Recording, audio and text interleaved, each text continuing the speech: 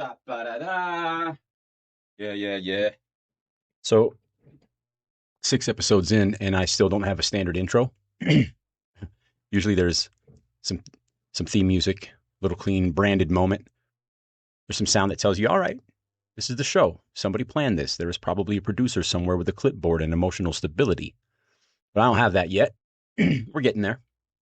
I actually have reached out about a song I really like. It's called Light the Fire by EkoTren. So if you get a chance to listen to it, it's EKOTREN, Light the Fire. But it fits Reforged beautifully. The title alone is sitting right in the middle of the forge, but the whole posture of the song fits too. Calling out lies, consequences, fire, burning down the false thing. That is not a bad doorway into a show built around evidence, correction, and pressure. And assuming permission gets handled correctly, because we are not out here stealing anybody's work while building a thing called accountability, that actually may become part of the sound of this. Also, Derek DeSantis, if you are listening, hit me back, dog. I grilled cheeseburgers for you guys in the middle of the night after a show in 2008 and got the cops called to my apartment. So what's up with that track? But for now, you get me walking to the mic, making fake intro music like a grown man with a podcast and a questionable amount of confidence. All right. So this is Reforged. I'm your host, Nic Coates. Today we're going to examine one of the most convenient sentences adults use when the record gets uncomfortable. You weren't raised that way. And maybe not by instruction, but let's look at the record. How many times have you heard it? You weren't raised that way. How many times has that finger been wagged in your direction? And let me ask the harder question. How many times was that finger wagging accompanied by correction? And how many times was it accompanied by self-exoneration? Because there is a difference. Correction says something formed here, something repeated here, something got into the record. Now, what are we responsible for? Self-exoneration says that did not come from me. That came from the other side of the family. That came from the neighbors. It came from that girl, from those friends. That came from TV, music, games, culture, the internet, the algorithm, Mercury in retrograde, the neighbor's trampoline, whatever else is close enough to blame without looking in the mirror. Very convenient little system. So today we're going to audit the record, not the excuses, not the lectures adults remember giving, not the clean version people wish had counted. The record. What the child actually absorbs. You know the voice. Maybe it's a mother. Maybe it's a father. Maybe it's an aunt at a family cookout with a paper plate in her hand and just enough moral certainty to become dangerous. Maybe it's that church lady, that televangelist adjacent pearl-clutching adult voice. My Jimmy's off with that girl again. Don't know what he sees in her. I didn't raise him that way. All right. Okay. You didn't? Are you sure? Well, let's look at the record. Maybe you did not instruct him that way. That may be true. Maybe you never sat him down and said, son, here is how to chase dysfunction. Here is how to confuse appetite with love. Here is how to ignore every decent woman in front of you and attach yourself to chaos because chaos feels familiar. Maybe you never gave that lecture. Most parents do not formally introduce the syllabus. But what did he see? What did he hear? What did you laugh at? What did you reward? What did you excuse? What did you snuff out? What did you let grow because it was easier not to look at it? What did he learn from the neighbors? And then, what did you teach him about what he learned from the neighbors? That's the question. Not, did you mean to form this? The question is, what actually formed? This is Reforged. Ignore the anecdotes. Now, I want to be careful here because this episode can get cheap fast if I let it. It can turn into parent blaming. It can turn into trauma theater. It can turn into a list of grievances. It can turn into a wine session, and that's not what this is. Pain may be present. Grievance may be present. The record may contain things nobody wants to look at. But the point is not to build a shrine to the wound. The point is formation. And when I say formation audit, I mean we're not just asking what audit said. We're asking what the child absorbed, what repeated, what went unnamed, what had access, what was modeled, what nobody corrected, what the child had to interpret alone. Because I didn't raise him that way often means something very specific. It often means whatever is in him that I disapprove of, I am not responsible for it in any way, shape, or form. That's his friends, his girlfriends. That's the school. That's the media. That's the other side of his blood. That's everything except the atmosphere he lived inside. And maybe he did learn it from somewhere else. Fine. Maybe he did learn it from the neighbors. But then the next question is unavoidable. What did you teach him about what he learned? What did you explain? What did you correct? What did you watch with him? What did you shut down? What did you leave alone because you were tired, lonely, distracted, overwhelmed, drunk, checked out, self-absorbed, or just hoping the thing would pass? And listen, I'm not saying this from a high chair, right? I failed conclusively at being a father. That matters here. I don't get to aim this episode outward like I'm standing in some clean moral room untouched by the same standard. I have children. My absence formed them as well. I don't get to pretend otherwise. So this is not me saying, parents, let me explain your failures from the safety of my superiority. No, this is me saying, I know the cost of absence from both directions. As the boy who waited, and as the man who was not there the way he should have been. That makes the standard heavier, much heavier, not lighter. And if I can see it in myself, then I don't get to pretend not to see it in the larger record. Raising is not only food. It's not only shelter. It's not only discipline. It's not just saying, I love you. Go to bed. Those things matter. Provision matters. Work matters. Sacrifice matters. Guidance matters. But raising a child is more than keeping the body alive and hoping the mind figures itself out like a Roomba bumping into furniture until it accidentally becomes wise. Good luck, little Roomba. Raising means having a real interest in what is happening inside the child. A real interest. Not casual, not decorative, not how was school? While your body is already turned away from the answer. A real interest. What is forming you? What did you see? What did that mean to you? What are you repeating? What are you hiding? What are you curious about? What are you afraid to ask? What have you decided about yourself, about women, about men, about love, about appetite, about God, about work, about sex, about power, about shame, about belonging? A child doesn't know he's forming conclusions. He thinks he's just living. He thinks he's just watching TV. He thinks he's just going to the garage for a popsicle. He thinks he's just copying his dad, his brother, his cousin, the neighbor, the man across the street, the guy with the motorcycle, the person everybody laughs at. But conclusions are being built. The blade just came out of the forge. You have to strike it while it's hot. That's childhood. Small doesn't mean blank. Small doesn't mean stupid. Small doesn't mean nothing is getting written. The record is being made. Here's how small it can be. A boy comes outside to grab a popsicle out of the freezer in the garage. That's it. He's not trying to become political. He's not trying to become bitter. He's not trying to inherit a prejudice. He's not trying to build a worldview. He's just a kid going to get a popsicle. And at that exact moment, his dad yells something, maybe about a person, maybe about a group of people, maybe about the boy's mother, maybe about women in general, or about men. Maybe it's a slur. Maybe it's a joke. Maybe it is contempt dressed up as humor. Maybe it's just a sentence the adult doesn't even remember saying. But the boy hears it. He grabs the popsicle. He goes back inside, and that day, he did not just get a popsicle out of the garage. He got a worldview. That's the record. Formation is not always a lecture. Sometimes it's a sentence overheard while the freezer door is open. Sometimes it's an eye roll or a laugh. Sometimes it's the way a father talks about women when he thinks the son isn't listening.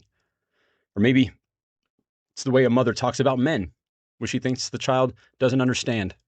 Sometimes it's the way adults treat work, celebration, their bodies, the truth, and each other after a few drinks. Sometimes it's the way nobody says anything at all. And then 20 years later, somebody says, I didn't raise him that way. Okay, maybe not by instruction, but let's look at the record.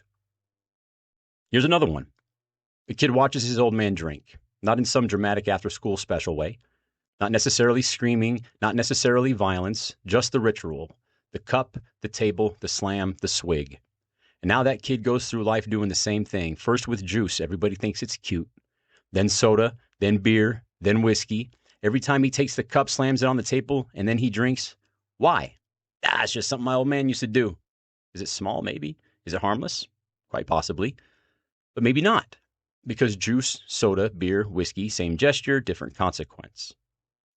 A kid thinks he inherited a gesture, but maybe he inherited a relationship to appetite. Maybe he inherited a ritual around masculinity or a way to perform certainty. Maybe he inherited a little ceremony that says, this is how men drink. This is how men claim the room. This is how men turn appetite into identity. Nobody had to say it. That's the point. Sometimes the record is not a lecture. It's a gesture. Now, this is where we adults love to blame the object. The girl, the friends, the neighbors, the music, the video game, the comic book, the TV show, the phone, the app, the culture, the algorithm, the school, the town, the other side of the family. And sometimes the object really is dangerous. Sometimes the thing should be restricted. Sometimes shutting it down is correct. I'm not saying everything gets access. I'm not saying every influence is neutral. I'm not saying let the flood come in and call that freedom. But restriction is not discernment. One is not having it because you're not allowed to have it. The other is not having it because you understand why it does not serve the life you are trying to preserve. And that's not the same thing. If your kid is watching something you do not understand, don't just throw it into his room and let the machine raise him. Watch it with him. Ask questions. If you disapprove, say why.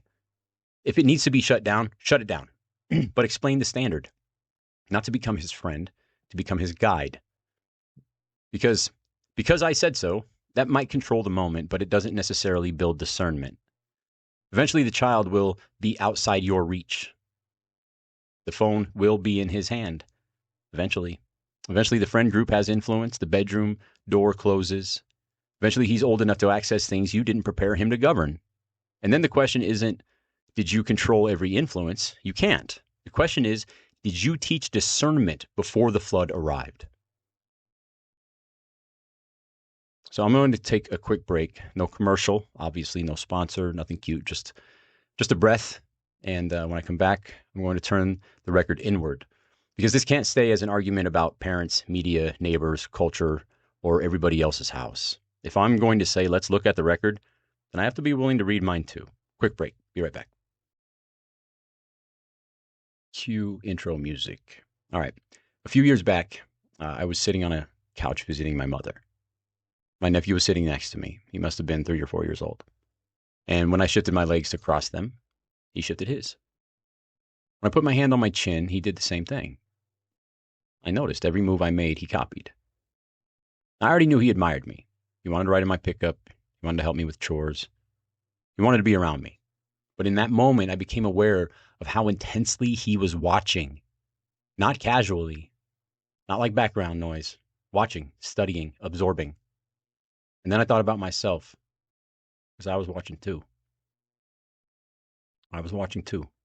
Parachute Pants, MC Hammer, TGIF, The Tanners, Beavis and Butthead, my big brother, my cousins, my mother, my father, pornography, the jokes, the silence, what I heard, what I did not hear, what I learned, what I did not learn. I need to say this before I go any further. I'm not here to give graphic details. I'm not here to relive this shit. I'm not here to gross anybody out. I'm not here to shame every person who may have been around during that time in my life. I'm not saying everybody did something wrong other than the people who did something wrong.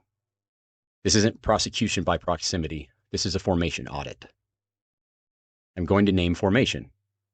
I'm not going to recreate scenes. And I should be fair here too. I was taught some good things, man.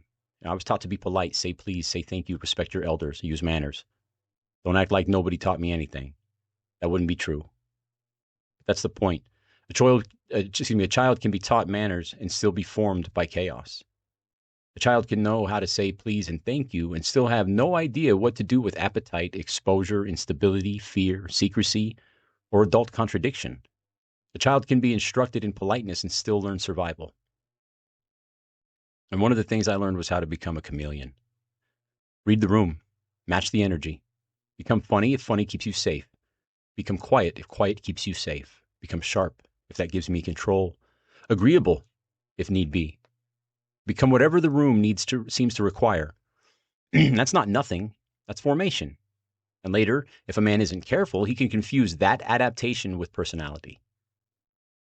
there was another piece too. Education was not pressed into me as a serious standard. Curiosity existed. I had curiosity. I had little sparks. But there was not a strong adult pressure saying, feed that, study that, build that. Take that little flame seriously. And I want to say that carefully. This is not me saying my mother didn't love me. This isn't me saying she never supported me in spirit. But if a child comes to you with a small flame, one of the adult jobs is to add kindling. Not take over the fire. Not don't make the kid become your project, but notice the flame.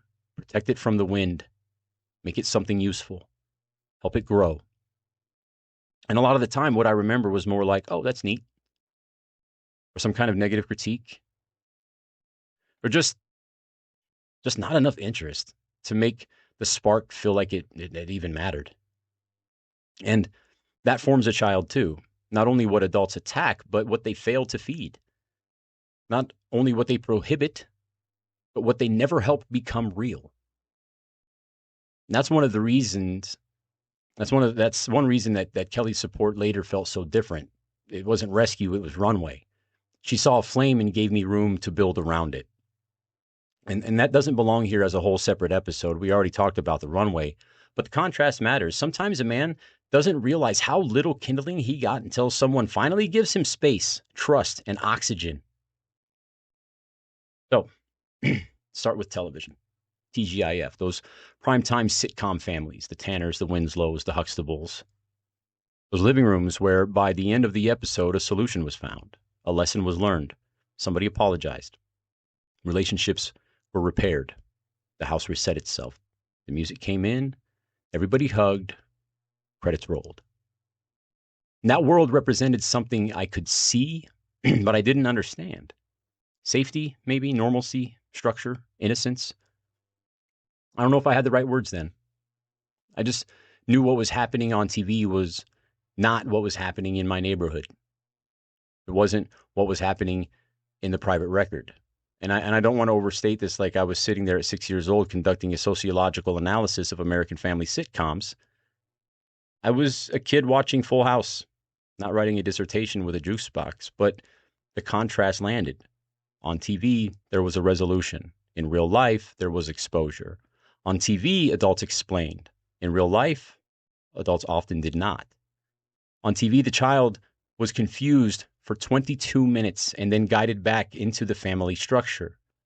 In real life, confusion could just stay there. The public image of family didn't match the private record I was absorbing. And that matters because if the child has nothing in his actual life that says, this represents me, then he starts making meaning from whatever is available. He starts looking elsewhere. He starts studying the wrong things, thinking he is separate, thinking he has no peers. He starts thinking something happened to him that placed him outside the normal human room. And maybe something did, but the danger is what he does with that belief. My old man's part of the record, not as a cartoon villain. My parents split when I was about 2. I don't remember the split itself, but I remember him. He was a trucker, old hippie dude, turquoise necklace, metal beads, rings, probably more rings than a guy should wear. Like he got dressed by a truck stop, basically. Turquoise mine and a philosophy professor who had given up on buttons. But that was him. He wasn't a hard ass. He was thoughtful, philosophical. He taught me wonder, humor. Taught me sick jokes. I remember being in a restaurant with him once and there was a baby hollering in the background and my dad looked up from his chicken fried steak and said something like, you ever wonder what that would sound like underwater? And then just went back to eating. And I lost it. That dry darkness, that ability to look at the room sideways, that came from him too. And when he tried to explain his absence, he would say, I know this isn't an excuse, but it's a reason, etc. And that taught me something too. A reason is not an excuse. An explanation is not correction. He named it, but naming it didn't fix the waiting. I know he loved me. When we spent time together, it was real. And I loved him. I loved that man. I looked up to him. I looked forward to seeing him. But absence taught too. It taught by vacancy. It taught through weekends that came and went. It taught through disappointment. It taught through the gap between intention and structure. And it taught through waiting. And later when somebody said they would be somewhere and they weren't, it didn't land as a small inconvenience to me. It hit that old alarm. And I've mentioned that in previous episodes, because sometimes the adult man thinks he is enforcing a standard. Sometimes the boy inside him is still waiting. My mother's part of the record too, but she's not the defendant. I need to say that clearly. My mom loved us. I know that. She made sure we were fed. She worked. She drove school bus. She bartended. She waitressed at a local steakhouse in a small town. And if she needed to take off work to be there for us, she would. There was love in it. There was provision in it. There was effort in it. But it was still chaotic. Both can be true. That's the record. There was love in it. And there was adult appetite in it. There were different men. There was partying. There was, I don't know, looking for something. Love maybe, validation maybe, safety, escape, attention maybe. I don't know. I can't diagnose what she was obeying. I can only say what I saw and what it taught me. And what I saw taught me things. It taught me adults could chase appetite and still be the adults. It taught me men could come and go. It taught me sexuality could be loud in the house before a child had any tools for what that meant. It taught me desire before discernment. It taught me exposure before explanation. It taught me that women, men, attention, love, sex, instability, and alcohol could all get tangled together inside the same room. And again, I'm not saying my ma's the villain. I'm saying a child was watching. The child didn't have the tools to separate loneliness from love, or appetite from connection, or attention from safety, or adult choices from child instruction. A child shouldn't have to interpret adult hunger without adult guidance, but sometimes he does. So there were other parts of the record. Sexual material was introduced to me when I was very young, still wearing Velcro shoes young. That's the line. That's enough. I'm not going to describe the material. I'm not going to recreate it. I'm not going to make the audience picture a child being exposed to things a child should not have been exposed to. But the record matters. It was adult material. It was not age appropriate. It was not something I had a framework for. And it came through trusted access. People close enough to be familiar. People liked by the family. People who looked from the outside like they had promising lives ahead of them. There were violations. More than one person. I don't know how many exactly. It's a hard thing to say plainly. But I'm not going to make the graphic details the center. The formation effect is the center. The body can start chasing something before the mind knows what it is chasing. Appetite can be installed before interpretation. Threat can be stored before it's named. Secrecy can become normal before a child knows what he is hiding. Exposure can become identity before anyone teaches discernment. I was exposed before I was equipped. That's the cleanest way I know how to say it. This is where I want to pull back from my record and say something broader, because the point is not only what happened to me. The point is how formation works. A boy sees something. A neighbor rides a motorcycle and listens to Black Sabbath. Now, Black Sabbath is the best band on the planet. Not because the child reviewed the catalog. Not because he compared musicianship. Not because he formed some nuanced opinion about genre, sound, and cultural impact. He saw the guy. He saw the machine. He saw the confidence. He saw the jacket, leather. And he saw the way the adult world seemed to bend around that image. And something in him said, that. I want to know about that. And all that is curiosity. And curiosity isn't bad, man. Curiosity drives us early. It makes us study, imitate, explore. It makes a boy dig into one thing and then the next thing and then the next thing. But curiosity can stop asking and start demanding real fast. That's where appetite enters. Curiosity says, what is that? Appetite says, I want that. Curiosity says, what does this mean? Appetite just says, give me more. Curiosity opens a door. Appetite can blow the hinges off. And if nobody teaches the difference, the child may grow into a man who thinks every pull is truth, every urge is identity, every attraction is destiny, every repeated desire is just how I am. That's not freedom. That's a leash with better branding. Here's the lesson nobody gave me. Nobody sat me down and said, there will be times of celebration. You will want to keep your cup full. Those times deserve the celebration and attention they deserve, and no more. Now over here, young man, you have a life worth preserving. That deserves protection. That deserves structure. That deserves restraint.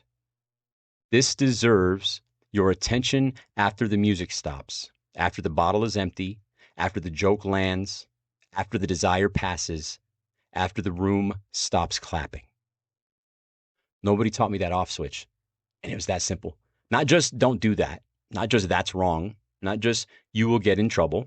But the actual lesson. There is a life worth preserving. An appetite must answer to that life. Not the other way around. That's governance. That's the missing instruction. Not because celebration is evil, or desire is evil, or appetite should be hated, but because appetite without preservation will spend the whole life and call the spending freedom. Now, let's have some fun with it, because it wasn't all dark. There was satire. And I don't want satire to become the whole theme of this episode. It's not, but satire is isn't what happened to me. Satire is how I learned to look at what was happening. Mad Magazine, was around because my older brother had it. He's about 10 years older than me, so by the time I was little, that stuff was already in the environment, and once I knew how to read, I was into it. At times, it was one of the only magazine experiences I had that wasn't pornography. That says something by itself. A lot of references went over my head. I didn't know every movie. I didn't know every celebrity. I didn't understand every pop culture joke, but I understood the posture. I understood the smirk. I understood they were making fun of everything. Something about that. Me worry? Adults, politicians, celebrities, products, institutions, seriousness, public images. Nothing was off limits. The official version of reality. Everything could be peeled open and mocked. Everything could be looked at sideways. That lens helped me. Made me sharp. Made me hard to fool. It made me fake seriousness less powerful. It gave me distance, from shame. But it also cost me. Because if everything's a joke, then grief has nowhere to sit. If nothing is sacred, nothing can fully control you. But if nothing is sacred, nothing can correct you either. Satire gave me the angle. Reforged had to give me the standard. And then came not giving a fuck. And I mean that with precision. Because at some point, I didn't just stop caring. I cared deeply about not caring. Not giving a fuck became so important to me that I gave a lot of a fuck about not giving a fuck. And that posture protected me. But not from what I thought. It protected me from accountability, discipline, introspection, honor, personal respect, self-respect, from the very things that would have started correcting me. I was protected from all of that. Humor became armor. Spectacle became cover. And I don't only mean loud by volume. I mean, if I could become enough of a spectacle, then spectacle was all anybody would look at. Not what was underneath it. Not what was wounded, not what was ashamed, not what was curious, not what was hungry or what was forming. That was a win until it wasn't. Because the tool that helps the boy survive can become the thing the man has to govern. Let me say this before we move forward. It can get really easy to get caught up in the horror show version of the story. Oh my God, look what happened to me. Look at the horrors I experienced. Look at all the things I was exposed to. Look at all the reasons this became so difficult. And listen, some of that's real. The horror is real. The exposure is real. Sometimes I wonder how I'm able to process it, right? The violation is real. The confusion is real. The record is real. I'm not mocking the pain. I'm mocking the part of me that wants to build a throne out of it. Because the reality is this, just like any other living thing, I am able and capable of healing. I am able and capable of moving forward. But it is incumbent on me to take the necessary steps to make sure that happens. No one can heal for me. No one can govern appetite for me. No one can build preservation into my life for me. No one can audit the record and then do the correction in my place. Formation may explain how the wound got there, but it doesn't excuse me from tending to it. It doesn't excuse me from becoming safer, more honest, more governed, and more useful.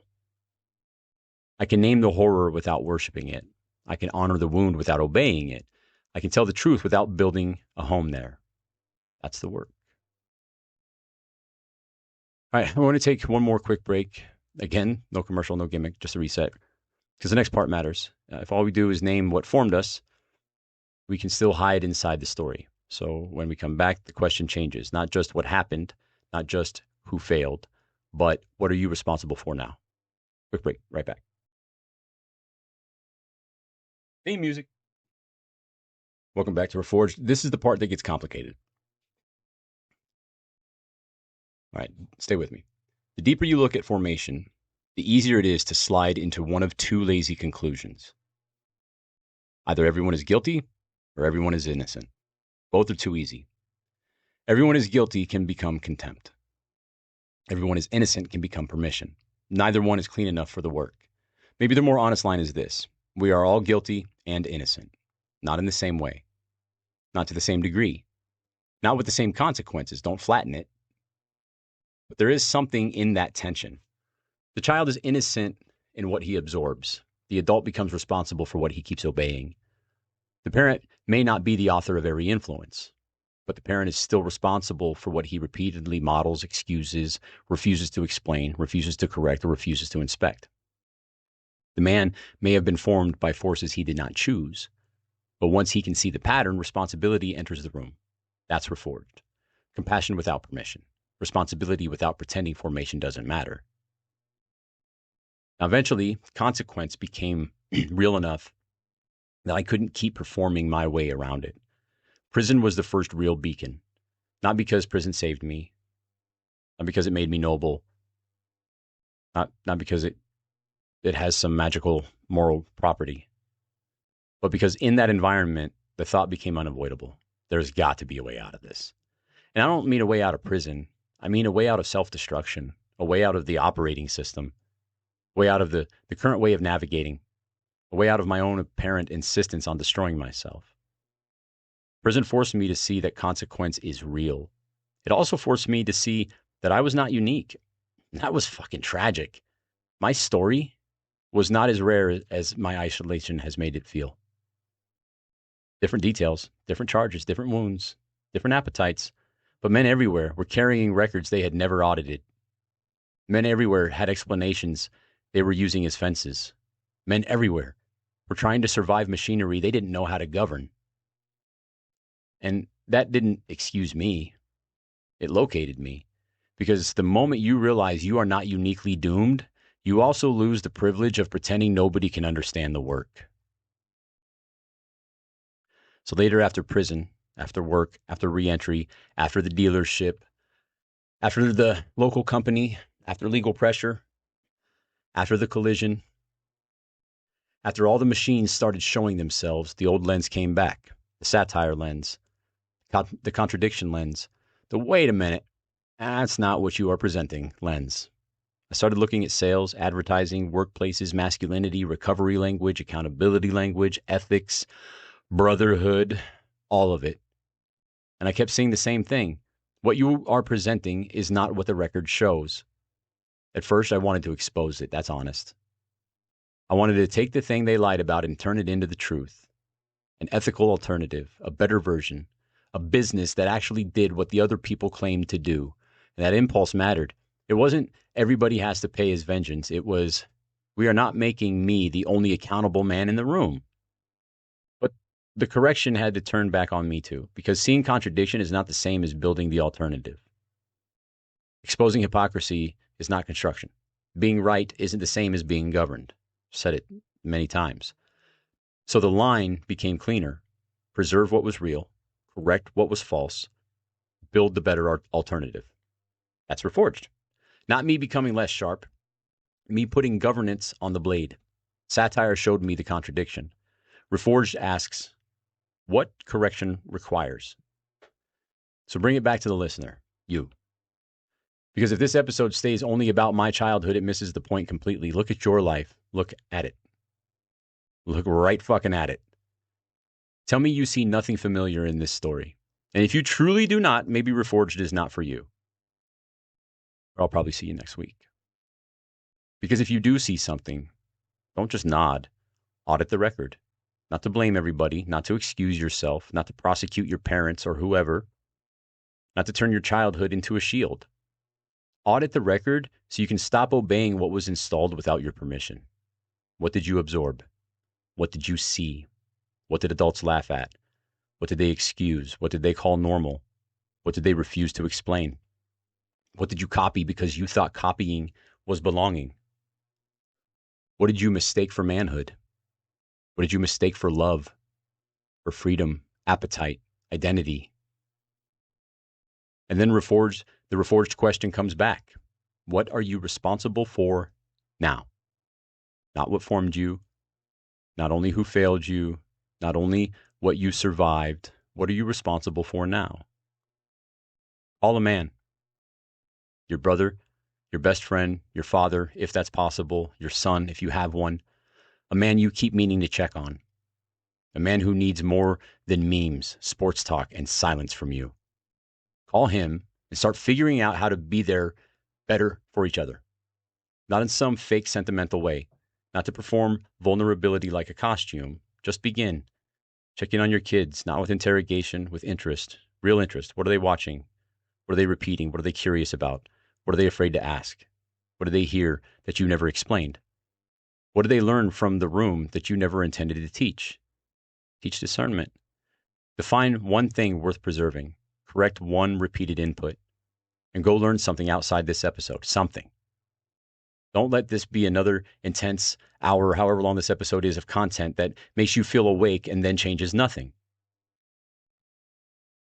Because being moved is not correction.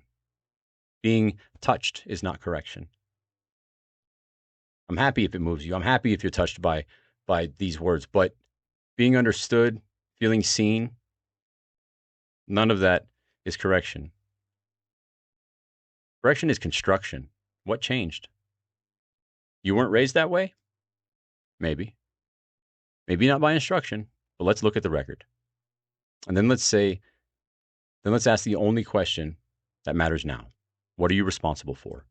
Here. Now.